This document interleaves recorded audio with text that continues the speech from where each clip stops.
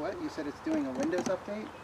Oh, I just said it. I think that'd be par for the course. Yeah. I was expanding my vocabulary in a less than positive way yesterday. We had a laptop that was demanding to be updated, and it just was messing up just about everything I was trying.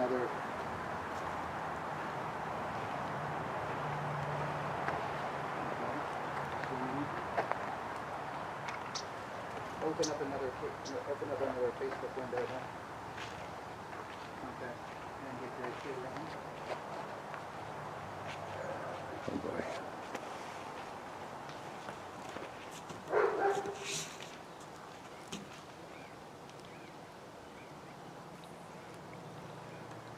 And the video's playing. If you need some water there, I got an extra. I'm good. Thanks. Yep, make sure this volume is already out. Make sure volume in the window is muted.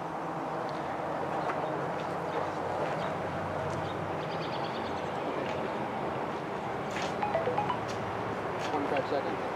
Hold on a second.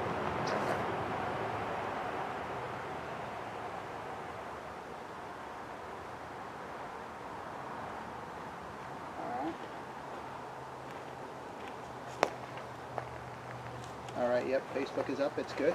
10 seconds, all right. 5, 4, 3, 2. Okay, put it up. Good morning. Coming to you live this morning from Plant Fair Nursery out at the west end of Star Valley on Highway 260. And you know, with the weather getting warm now, it's springtime, everybody's getting their gardens ready. And you know, there's some things that you really need to know as far as how to really get the garden ready. And to help us with that today, Glenn McComb from Plant Fair Nursery here definitely has some answers and has a lot of great perspective for us today. So we're going to let Glenn show us a little bit about how to prepare the soil, how to get everything ready, and sometimes some of the mistakes people make by maybe getting things ready a little too early. And so first of all of that said, Glenn, thanks for allowing us to come down here today, and we look forward to what you have to share.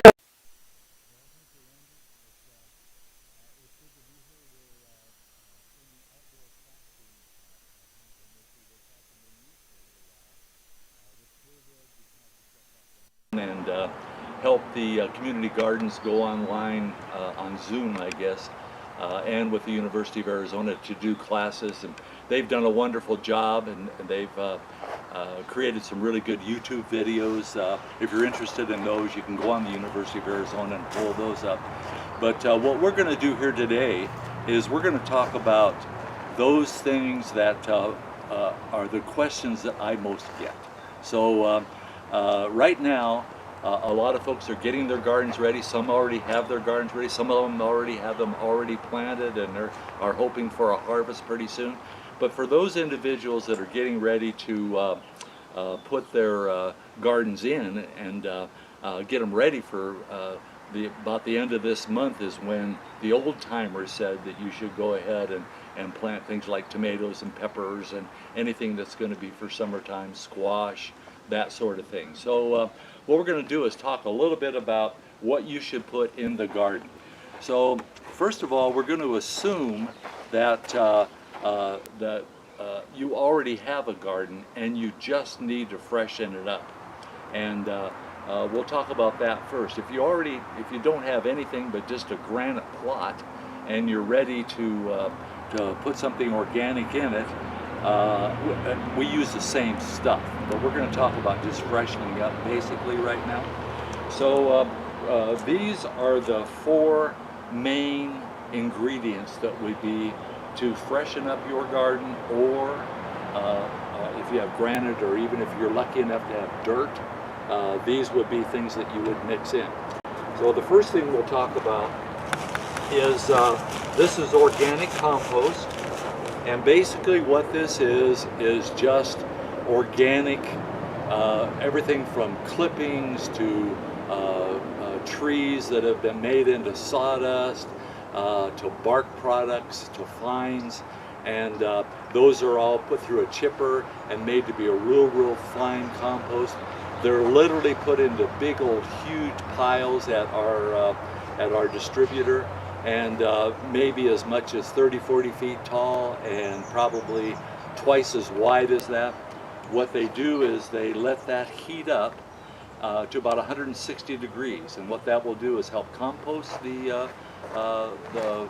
mulch product, and then it will also kill weed seeds and that sort of thing. And then they move that pile like 2 or 3 times until it looks real nice and rich and is a real good compost. So this is a basic compost. This you can mix with granite. We also recommend that you use this when you plant trees or shrubs or one of those types of things to amend the soil. And so one of the things they say, well, why do you need that compost? Well, one of the reasons why you need compost is because our granite soils and our soils literally doesn't have anything in it.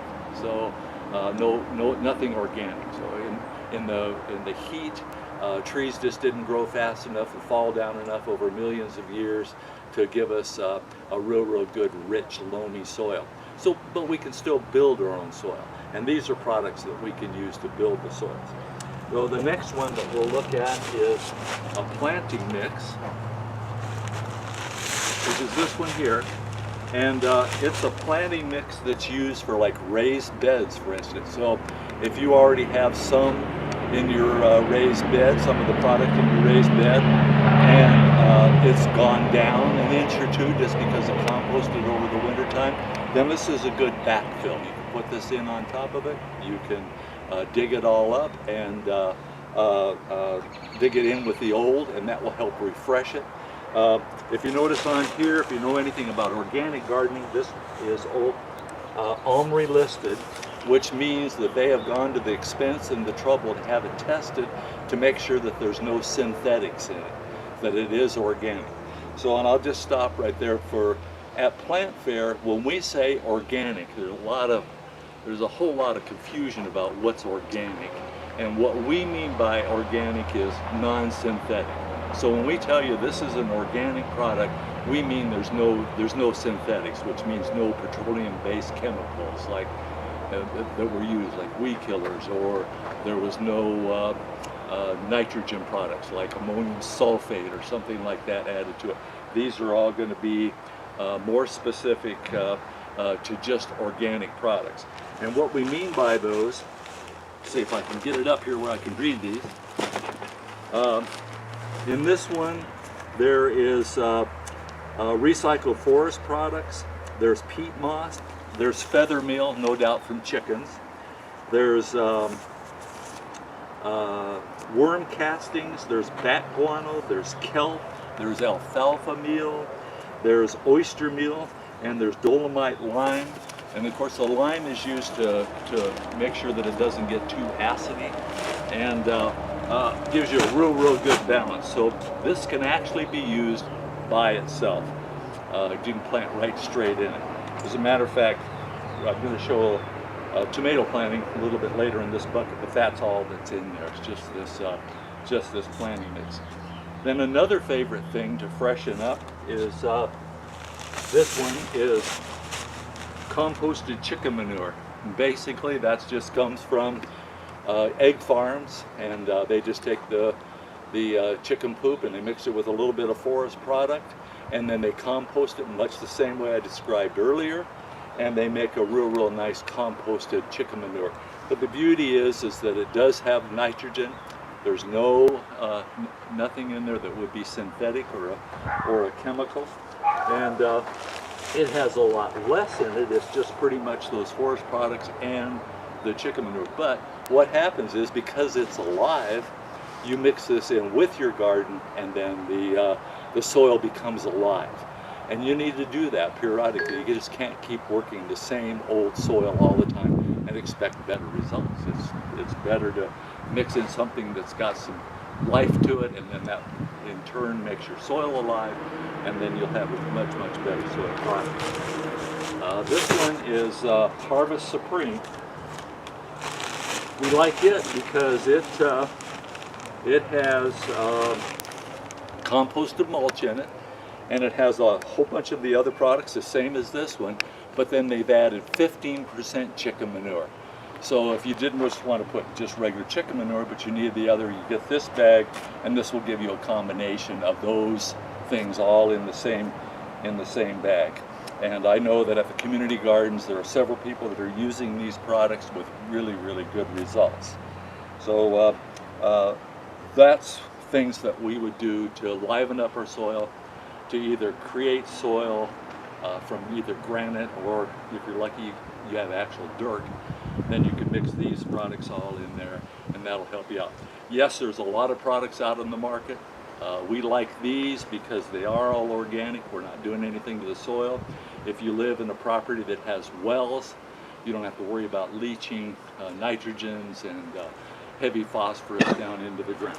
So those are the products that we'll use from there. So the next thing that we want to talk about is timing. So we'll come over here. With timing, this is our biggest question. When do you plant? And first of all, since we're talking about vegetables, when you plant is, we have this little handout, when to plant your vegetables. It's our most popular one. I'm sure we've given out thousands of these over the last 20 or 30 years. And these gives you the time span in which you can go ahead and plant. And just to give you an idea, I brought along some bean seeds. And recently I've had several people ask, you know, I planted my beans April 1st, and here we are May, and they're still not up yet. What's going on? Well, what's going on is beans need hot, or at least warm soil, a certain temperature in the soil in order for them to come up. So if you planted them early, it isn't the bean seeds and it's not the company that you got them from, it's just because they were planted too early. So you need to plant these when the soil warms up. And generally speaking, that would be between the next 2 or 3 weeks would be probably pretty much ideal. I would never plant these bean seeds before May 15th anyway, but after that, usually around Memorial Day, that would be pretty much ideal. So if you've had trouble with your bean seeds not coming up, that's probably what it is. I would recommend that you take your finger right where you planted them, dig it up a little bit and see what they look like. More than likely, they're just going to be rotted. You'll probably find little squishy things down there, and that'll be your bean seeds. If you're lucky, they may still be hard enough that they will, they still might germinate as the soil warms up. If you didn't overwater, that could really be the case. The other thing about timing and planting plants is everybody loves zucchini until they have too much, and then you take well, you know, the old joke is you have to lock your car because somebody will put zucchini in it overnight to get rid of their extra zucchini plants. But the very best way to plant these is actually by seed. So somewhere around Memorial Day, if you could stick 2 seeds per hill or 2 seeds per row, about maybe 18 inches to 2 feet apart, and then with the warm nights, they would be up probably within 5 days. I think in the last 2 years, that's been my result, is to get those seeds popping up. The beauty of that is that they germinate and they will seed. They will put roots down right where they're going to be. You don't have to transplant them and use the possibility of hurting those the plant itself or stunting it. And so it's good to be planted right where it's absolutely going to grow. The other one about timing is corn. So we do sell corn and plants, and we've had people have had good crops with those, but the very best way to do it is by seed. So you make your corn row and you put them in right about Memorial Day or maybe that first week of June, and they will be up within a very, very short period of time, and they will start growing fast. I'm sure if you've been anywhere around the Midwest where they grow a lot of corn, the old adage is knee-high by July, and that's kind of the same way it is here. You plant them early, and then they get cold, and they get stunted, and then they have to work their way out of that. So it's better just to get them in the ground by seed, and then they'll kind of come up from there. So the only other ones, again, looking at this as kind of a cheat sheet, things like broccoli, Brussels sprouts, cabbage, or the brassicas. The old adage on those is that you plant them warm and harvest them cool. So if you were to plant them in August, somewhere in August or even into September, the plants will grow fast. You'll get cabbage fast, probably within 6 weeks or so. You'll have some really good cabbage, and then that gives you something to store for winter so that you have vegetables for winter. Trying them in the spring, it really needs to be done as early as March.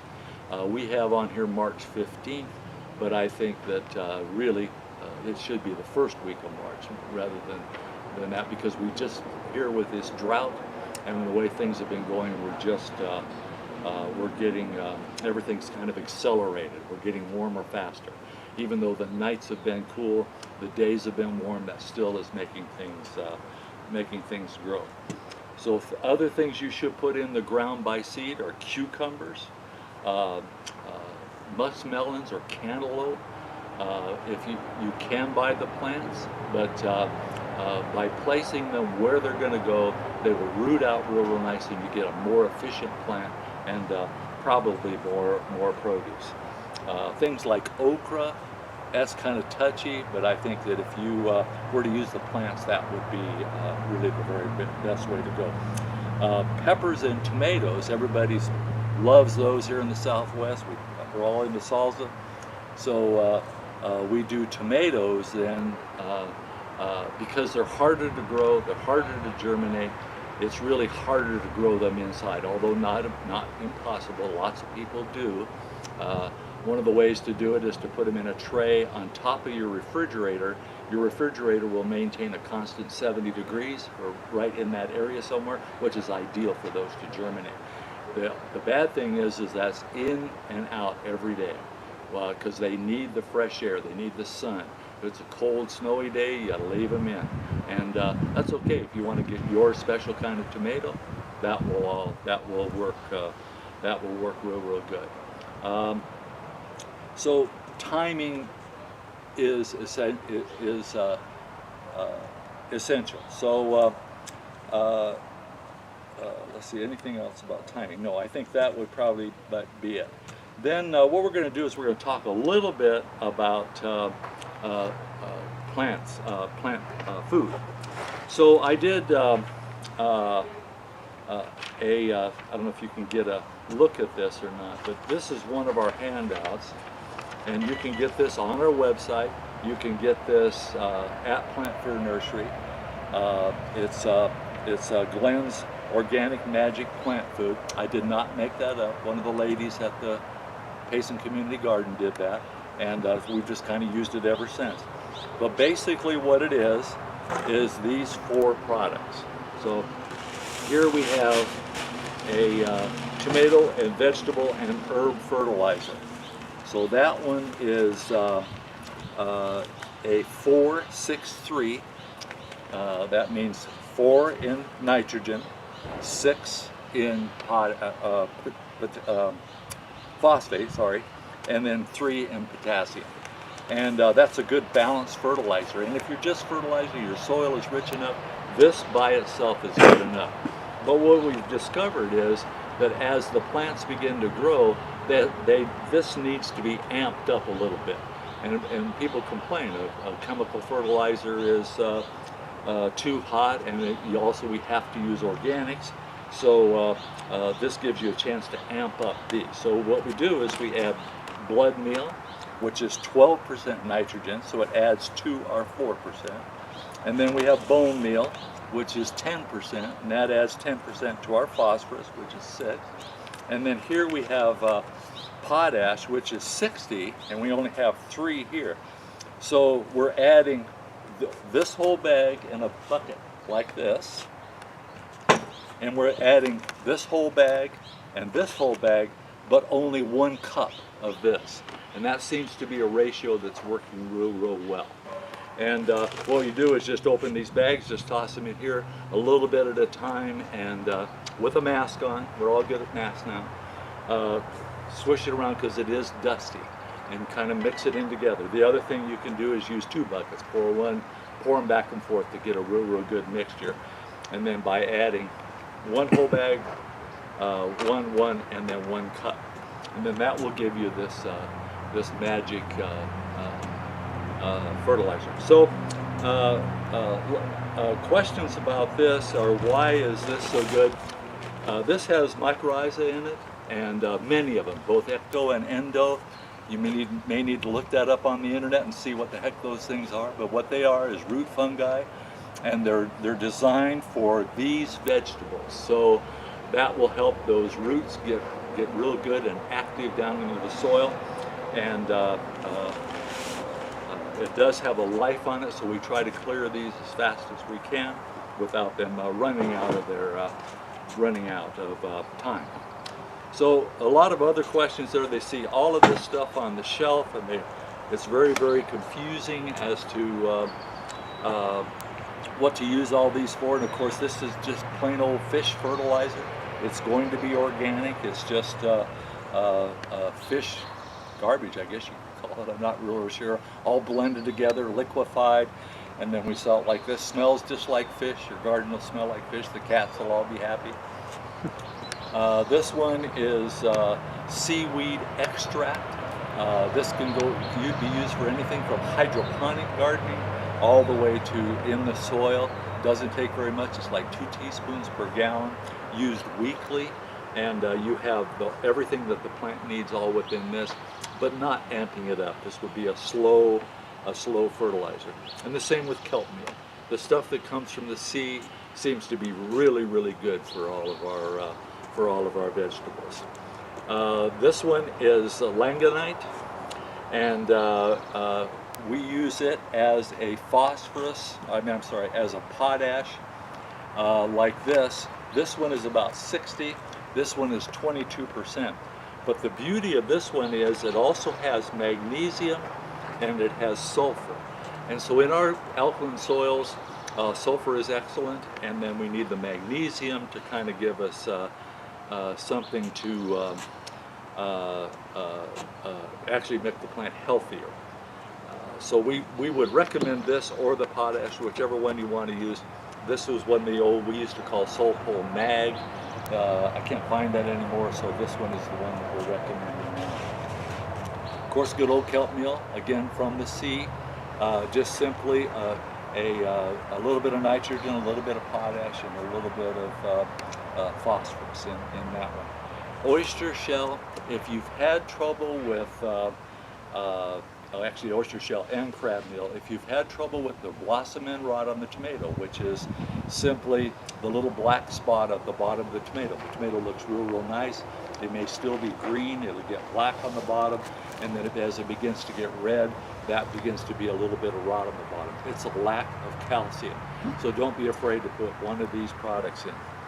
We're also using this crab meal as a root knot nematode, to get rid of root knot nematodes. So it does not hurt to use this wherever you have tomatoes anyway. So where you have tomatoes, if you use this, you probably will not get the blossom end rot, and you will also, depends on where you're buying your tomato plants, but they could come with root knot nematode. We make sure that our growers are all use soilless media, and they're all clean, so you won't get it from that.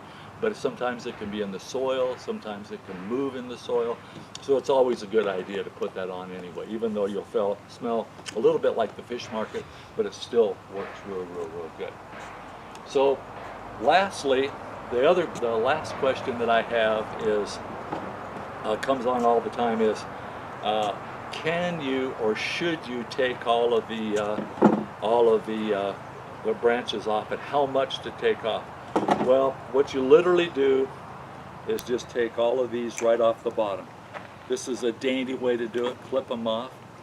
If you're interested in what is a sport, this is the sport right here, or a sucker. and that will turn into another branch, which then has to develop into a fruit-bearing branch, so you can just pinch them out. But when you're getting ready to plant, you do just cut them right off like so. And so we'll just take that right down to nothing there. And the reason why you do this is because we're going to plant this real deep. So it doesn't need all of this. If you plant this down deep, then there's actually root nodes all along in here, and it will root out from here. So your ground level will actually be just about like that.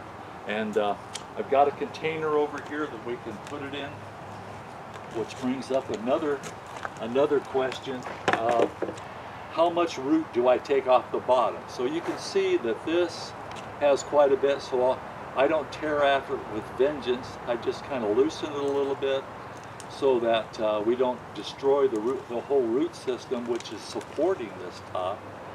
And then we just simply put this down into the ground like this without out all of those leaves on it.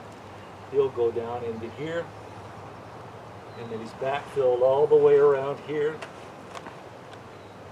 so that we just have a really excellent, stocky, real good plant. And it will root not only what you saw on the bottom, but it will also root all the way out along the sides, and then this will give you a real good sturdy plant. So we do have quite a few people at Plant Fair that can answer your questions. So if you call us, or of course we'd rather you come out and see us, we can always help you with any of your problems, whether it be peach trees or bedding, flowers, or whatever you've got. We always carry a real nice horse, and we also are willing to help you out. And again, we've been talking with Glenn McComb from Plant Fair Nursery today, and giving us a little bit of an idea of how to get a garden up and running like it should be. And it's just amazing. We're doing this once a month, and so we'll be with you on the first Tuesday of every month from out here at Plant Fair Nursery with more tips and tricks on how to get the most out of your garden. We thank Glenn McComb and the whole staff out here at Plant Fair Nursery, and we thank you for tuning in and listening to, again, Community Spotlight on your community information station, 96.3 FM KRIM. Thanks for tuning in.